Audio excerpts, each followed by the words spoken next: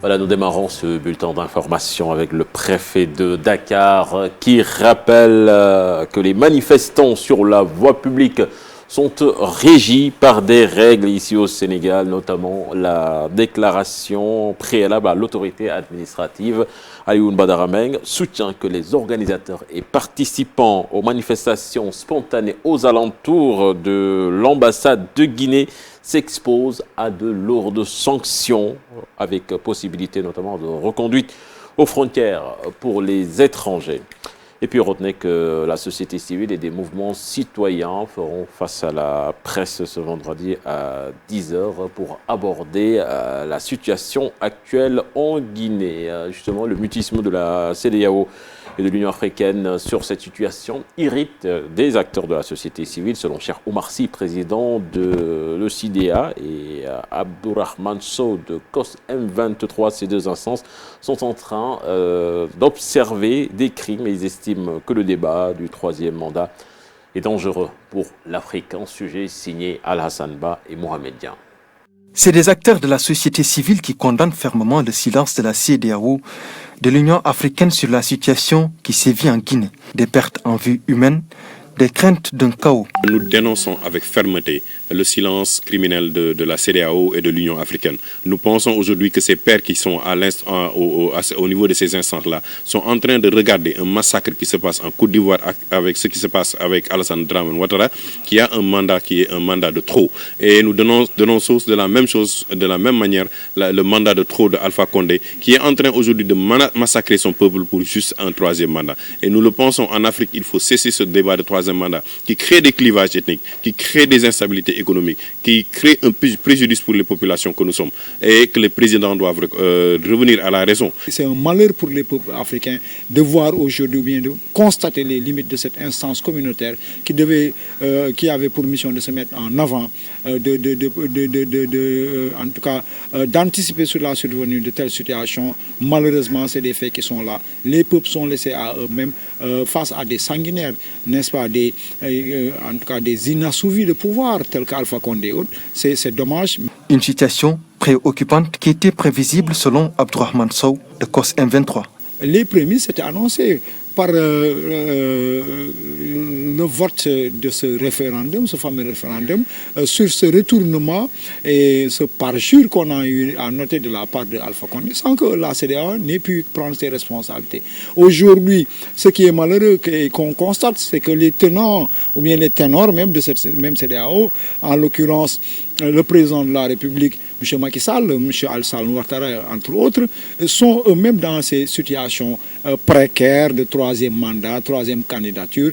Toute la société civile africaine doit se mobiliser pour dénoncer ces massacres de l'avis du président de l'Observatoire de suivi des indicateurs de développement économique en Afrique, qui estime qu'il est temps de faire cesser les débats de troisième mandat. Et puis le khalife général des Layènes informe du maintien de la suspension de l'organisation de toute manifestation religieuse jusqu'à nouvel ordre. Du coup, le Gamou ne sera pas organisé cette année. Le groupement central des Layènes appelle tous les musulmans, plus particulièrement la communauté layène, à se conformer à cette directive et effectuer les prières en famille. Vive tension à Pikine-Ouest, les populations sont sorties pour dire non à la délibération du conseil municipal, non à la privatisation du site de Technopole et Ouadgaïndé. Pikine-Ouest veut également une extension des cimetières. Les forces de l'ordre et les habitants quand même ont eu des accrochages avec des jets de pierre et gaz lacrymogènes. On voit cela dans ce reportage signé Habib Faye et Molou Diop. C'est l'intifada à Pikine-Ouest. Les forces de l'ordre ont barricadé la mairie, empêchant toute entrée et sortie des populations. Le conseil doit délibérer sur l'extension des cimetières, chose que veut le collectif Yok Sama Armer Sam Sama Souf.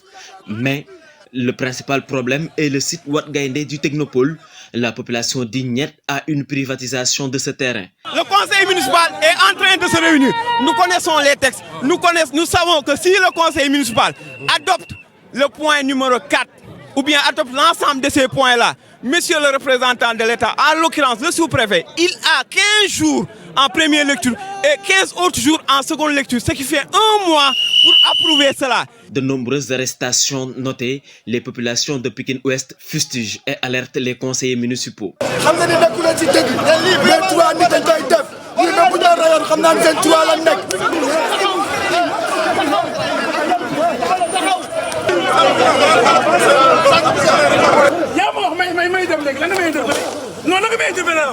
Certains conseillers ont même boudé la salle et ne comptent pas participer à cette réunion. Je juge nécessaire, lorsque l'on fait quelque chose pour la population, qu'il y ait l'onction de la population d'abord. Moi, personnellement, je ne participerai pas à un vote où la population, surtout la jeunesse, pour laquelle tu l'as fait, ne veut pas de ce projet personnellement. Je pense que l'idéal, ce serait d'avoir l'onction de la population d'abord, parce qu'aujourd'hui, on est à l'ère de la gestion participative. Mais le sous-préfet appelle au calme. Ils me connaissent, on se connaît. Ces gens-là, mais nous demander Kounek Moudem Tok, Baye Conseil Bi, nous délibérer de la manière la plus légale qu'il soit.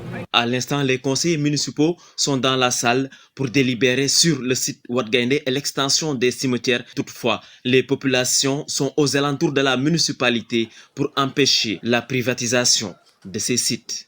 Justement, la première édition de la journée dédiée à la décentralisation, c'était hier sous la présidence du chef de l'État, une occasion pour Macky Sall de dessiner les contours de la deuxième phase de l'acte 3 de la décentralisation, mais aussi de siffler la fin de la mauvaise gestion foncière.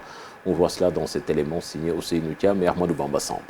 Pour aller vers des collectivités territoriales attractives et émergentes, le chef de l'État exhorte les élus locaux à revoir leur mode de gestion foncière, aujourd'hui largement décrié. Les plus gros risques de conflit dans ce pays restent la question foncière.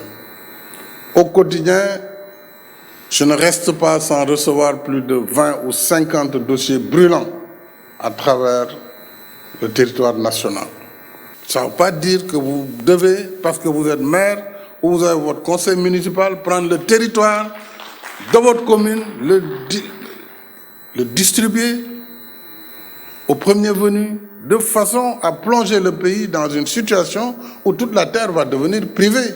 En présence des élus locaux, le chef de l'État a présidé la première édition de la Journée nationale de la décentralisation. Sur le thème décentralisation et équité territoriale, le chef de l'État est revenu sur les défis à relever dans la mise en œuvre de la deuxième phase de l'acte 3 de la décentralisation. En harmonisant ces recommandations avec l'évaluation de la première phase de l'acte 3, nous disposons sans doute d'une base suffisamment large et pertinente pour tracer les contours de la seconde phase de l'acte 3 de la décentralisation.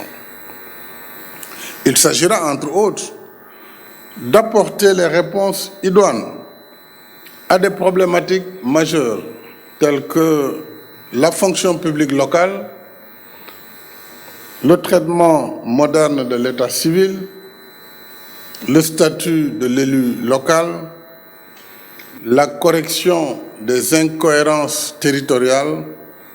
Pour mettre fin à cette boulimie foncière jusque dans les zones déclarées non édificantes, le chef de l'État annonce des mesures fortes en collaboration avec l'administration territoriale, mais aussi avec ses élus locaux. Voilà, merci à vous Ousseynou Thiam. L'actualité internationale à présent avec la Fédération internationale Modou-Fall pour les droits humains qui condamne les violences post-électorales. Donc via un communiqué, la Fédération internationale pour les droits humains condamne avec fermeté les violences ayant suivi l'élection présidentielle en Guinée. L'organisation condamne ces violences survenues à la suite du scrutin présidentielle du 18 octobre. Elle interpelle l'État afin de garantir le respect de la liberté et des droits fondamentaux des citoyens pendant cette période post-électorale clé. Nous demandons également à la communauté internationale de veiller au respect des résultats des urnes afin d'éviter que le pays ne sombre dans une crise pouvant déboucher sur des violations graves des droits humains. Communiqué donc signé par la Fédération internationale pour les droits humains. En Côte d'Ivoire, l'opposition ne veut pas de propositions ni des propositions du gouvernement sur la commission électorale indépendante CI, ce qui peut accentuer la crise post-électorale puisque les leaders de l'opposition maintiennent leur mot d'ordre de la désobéissance civile. Plus de détails avec Babacar Diouf. Le siège de la vice-présidence du bureau de la commission centrale de la commission électorale indépendante au PDCI, un 5e siège de la commission électorale à l'opposition et la recomposition des commissions électorales locales. Voilà ce qu'a concédé le gouvernement à une opposition qui exige depuis plusieurs semaines une refonte complète de la commission électorale et du Conseil constitutionnel ainsi qu'un audit de la liste électorale. Le gouvernement ivoirien a aussi annoncé la possibilité d'une rencontre entre Ouattara et Bédié. Dans le même communiqué, il est évoqué, je cite, la disponibilité du chef de l'État. Sous le même registre, Abidjan a invité l'opposition à lever sans délai le mot d'ordre de désobéissance civile. Le gouvernement semble ainsi lâcher de l'Est après la médiation de la CEDEAO des 18 et 19 octobre. L'opposition n'a encore réagi à aucune de ces propositions, mais mercredi, avant la rencontre, Pascal Affingessan avait indiqué que son camp n'était ouvert qu'à des négociations avec une facilitation internationale. Crise au Nigeria, le président Buhari brise le silence en réitérant ses promesses de réforme et regrette que celle-ci n'ait pas été prise plus au sérieux par les Nigérians qui réclament toujours des actes concrets. L'intellectuel suisse Tariq Ramadan, déjà poursuivi pour viol sur 4 femmes, a été de nouveau inculpé jeudi, cette fois pour viol en 2013 et 2014, dénoncé par l'une de ses premières accusatrices. Mouna Rabouj a appris l'AFP auprès de ses avocats. Cette inculpation avait été réclamée au printemps 2018 par le parquet de Paris, mais les juges avaient suspendu jusqu'ici leur décision sur le cas de cette ancienne escort girl. Syrie, le moufti de la province de Damas, Adan al-Ajfoun, a été tué dans un attentat à la bombe, selon Sana. La bombe a été placée à bord du véhicule de moufti qui était considéré comme un proche du président Bachar el-Assad. L'explosion s'est produite dans la localité de Khoudsaya, dans le nord-ouest de la province, d'après la même source. A signalé également qu'une frappe de drone a tué 6 responsables djihadistes. Les États-Unis vont vendre à Taïwan des missiles de croisière pouvant atteindre la Chine. Washington a annoncé avoir approuvé cette vente de 135 missiles défense qui ont une portée suffisante pour atteindre Pékin pour un montant estimé à $1 milliard. Une vente qui a suscité la colère du gouvernement chinois. Elle aura donc un impact majeur dans les relations sino-américaines, selon le porte-parole du ministère chinois des Affaires étrangères. Et nous terminons avec le ministère iranien des Affaires convoqué ce jeudi 22 octobre, l'ambassadeur de Suisse à propos des allégations infondées des États-Unis accusant Téhéran d'avoir entrepris des actions pour influencer les électeurs à l'approche de la présidentielle américaine du 3 novembre. Les Américains ont fait une allégation infondée à l'approche de l'élection afin de justifier le scénario antidémocratique qu'elles ont déjà préparé, a déclaré le porte-parole des Affaires étrangères iraniennes. C'est tout pour cette page internationale, cher Tidiane. Merci à vous, Mamadou Fall. Fatih, c'était là, donc, la première tasse actu de ce matin. Merci beaucoup, Mamadou Fall et cher Tidiane Diaw, pour cette première tasse actu qui a été très digeste. Tout de suite, retrouvons Chérif Dia pour la revue des titres.